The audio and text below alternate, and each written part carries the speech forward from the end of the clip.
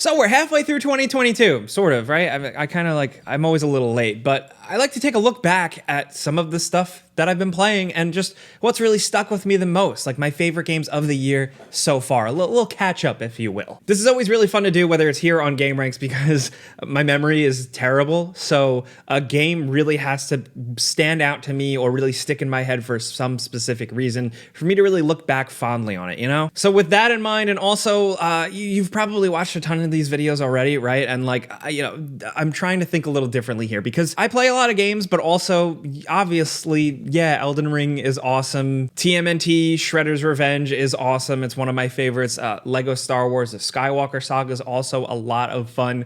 I think those are going to be in the conversation later in the year still, but there's not too much more you can say about Elden Ring at this point. But thankfully, I have been playing a lot of other stuff. I've been keeping busy with a lot of other weird things and just some other games that you guys probably didn't think I would dig as much as I did or as much as I let on in the before you buy. So long-winded thing over. The first thing this year that has been one of my favorites in 2022 actually didn't release in 2022. It's a game called Vampire Survivors. Now, I did actually make a whole separate video on this game. Didn't get a lot of views. A lot of you guys didn't watch it. That's okay. I'm not mad at you, but allow me to tell you about it here. This is just a weird little $2 game on Steam that is incredibly addictive. It's like a low poly experience. Now, there are other games like this, but the way Vampire Survivors really designed it around a not give a shit attitude is very cool. It's essentially you just starting out on the screen as a little Castlevania style person, and endless hordes of enemies come at you, and your attack is very simple, but the more you kill enemies and quickly level up, your character just becomes more and more powerful and just does screen clearing attacks, and you're kind of endlessly just mindlessly hacking your way through hordes, but there's no attack button. It's like an every second an attack happens, so it's kind of like a passive game.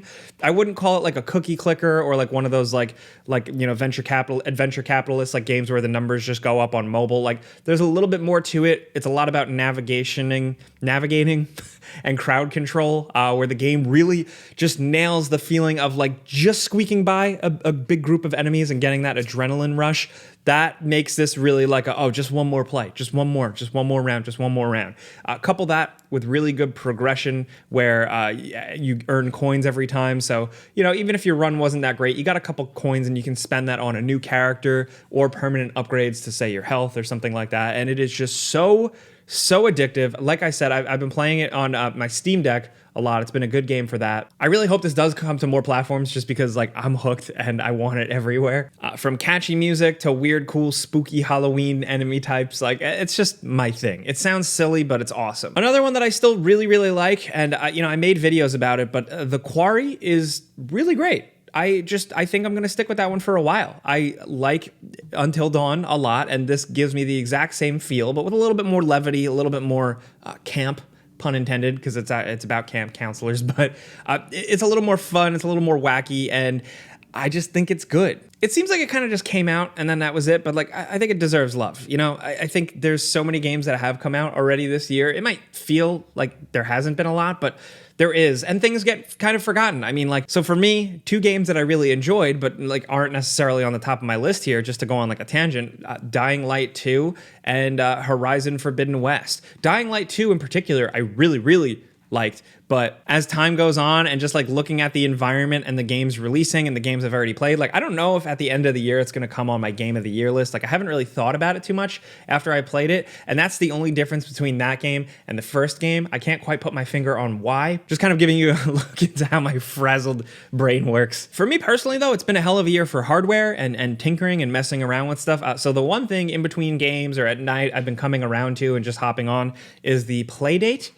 This beautiful little device here. If you haven't heard of it, it essentially is a kind of expensive $180 indie project. Now, this thing, I'm going to tell you what it is if you haven't really heard about it. I'm going to tell you how I feel about it. You might not think it's worth it, and I kind of agree with you. So this is not a good selling point, but what this is essentially a small indie dev supported hardware device by Panic, where essentially you get it, you set it up, and then new little games are beamed to it all the time. And these games are small experiences made by game developers that work on other games. And it's a black and white screen. It's very small, A, B button, D-pad, but it's also got a little crank. and a lot of the games are powered by this fun crank, which is actually a really, really creative control input. I mean, think about it. You go forwards, backwards, slow, fast.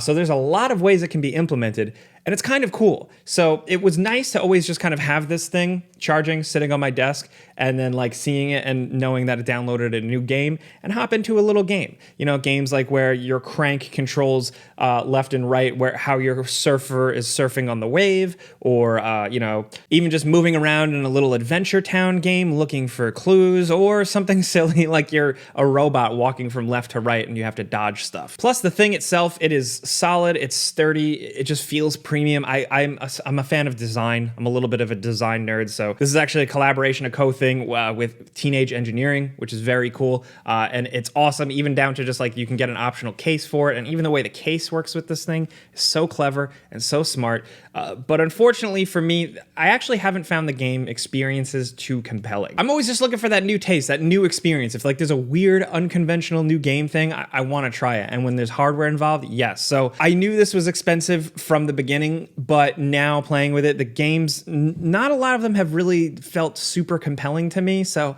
I can't really recommend this to a lot of people, but I'm still glad I tried it out. Even if I wasn't like a video game man for my job, I still probably would have bought into this thing just because I am a stuff goblin. I'm like, ooh, new thing, gotta try it. So I would have put myself in debt to get it. But I'm hoping over time, maybe we see even more cooler games for it. That would make me happier. Also, maybe so it doesn't crash less. This thing crashes all the time. It's actually frozen right now. But again, not the greatest pitch, the greatest selling point, but I definitely wanted to talk about it because it has been keeping me busy. I have been messing with it. Yeah, that's about it. But also, gotta mention again, Sifu. I know Sifu is gonna stick around for me in my personal conversations of games towards the end of 2022. I absolutely love it. It's one that I actually still keep going back to despite like beating it. Sometimes like I just like the gameplay enough where I just want to punch guys. And now the way that they're supporting the game, I'm looking forward to going back to it again. Difficulty modes, more costumes and stuff like that. And then like towards the end of the year, there's going to be even more. So I'm happy to have more reasons to jump back in because that core gameplay, I just love. The challenge sometimes pisses me off, but I like the core blocking, dodging, parrying, punching gameplay so much. And I hope they just do a direct sequel to this game because I think they really figured it out. They had it going with Absolver, and then here I think they really got it. And if they just build upon that, yes, Sifu 2, please. And the other thing, I said it's been a hardware time. You guys probably saw my other videos, but like I gotta mention it, the Steam Deck has been keeping me really busy this year.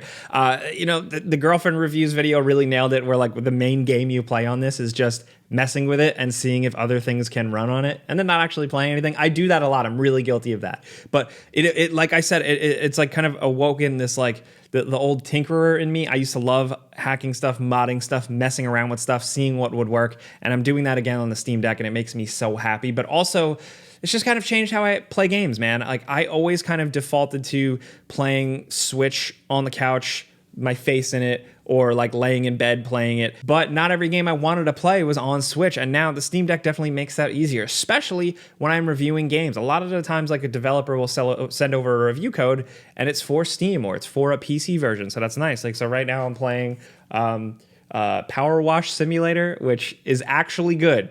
Don't believe the like just boring simulator thing. It's actually really good. I also just drew a dick in the game, so let's go away from that. Actually, a very addictive, kind of relaxing game that is just seemingly a little bit more well-designed, a little bit more tactile, a little bit more tangible than some of those other simulator games like House Flipper Simulator, PC Builder Simulator. This one feels like good. I don't know why. This one really worked with me. I didn't want to believe people like when Scale Up was telling me it was good, but yeah, maybe I'll make a video about it. I don't know. There's so many other games I'm working on right now, but yeah. One of the other things, like my favorite experiences this year is actually a re-release, but it's such an incredible one that really earns it, and not a lot of people have been talking about it. It's the Stanley Parable Ultra Deluxe Edition, the re-release of the Stanley Parable, which is a game from like 2015 that was PC only. Now it's re-released, a little fresher on all the major consoles and stuff like that, but with a bunch of new extra content.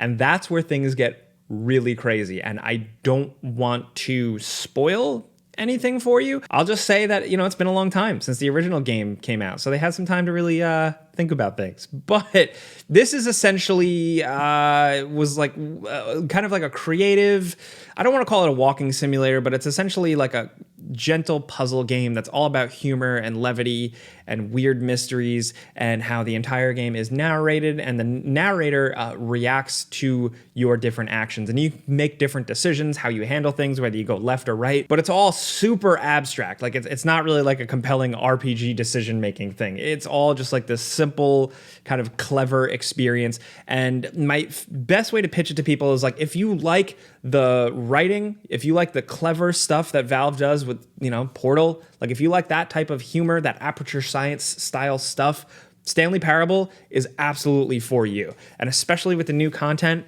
even more so if you're someone who likes to, be snarky or cynical about video game marketing or the video game industry and just how that stuff works. Like, this game pokes fun at all of that in the greatest ways, and it'll keep you replaying just because there's so many good jokes, so many cool things written into this game where if you just turned left instead of right, so the amount of times you're going to want to replay it to check out everything and really hear what this narrator has to say is incredible. Like, it sounds like it's just such a whatever nothing thing, but I freaking love this game. I loved it in 2015 and I love it way, way more now. Like, it's only like bolstered it. So please, if you haven't, go play that shit. It's not a full price game. It's not going to take a ton of your time, but if you like smart writing, clever humor, type of chuckle-worthy stuff, this game will get you. But that's been some of the stuff I've really been digging for the first half of 2022. Like I said, we could have just talked about Elden Ring or, Horizon Forbidden West or whatever, but there was so much more that I've been experiencing, stuff that I've been diving into in my spare time. So I wanted to share some different stuff with you guys, do this video a little differently. I mean, that's not even counting all the other stuff. I just like replaying old games all the time. Right now I'm replaying Mad Max. I'd love to make a whole video about that. Maybe one day. I don't know how. But yeah, let's talk about stuff. I want to know what you guys think about these games. If you've been playing any of these, if you picked up the Playdate, I would love to know what you're thinking. It's still frozen. Come on. Are you addicted to Vampire Survivors like me? Do you think The Quarry is still not getting like enough conversation like in the gaming zeitgeist right now? Is there hardware you're using like the Steam Deck? Or are you like many of the people I know out there watching, you only play a few games and you just like listening to an insane person ramble who rots their brain with video games 24/7. Where am I going with this? I don't know, but I want to know what you guys are thinking about the year so far in gaming. The second half of the year is going to be interesting because we got a couple of heavy hitters coming, so buckle up, stick with me. I'm glad you're here. So if you like what I'm doing, if you get what I'm trying to do here, I'm just trying to talk about stuff I love. Clicking the like button's all you got to do. But thank you guys. See you next time. I'm Jake Baldino. Subscribe because video games. Pizza's on me.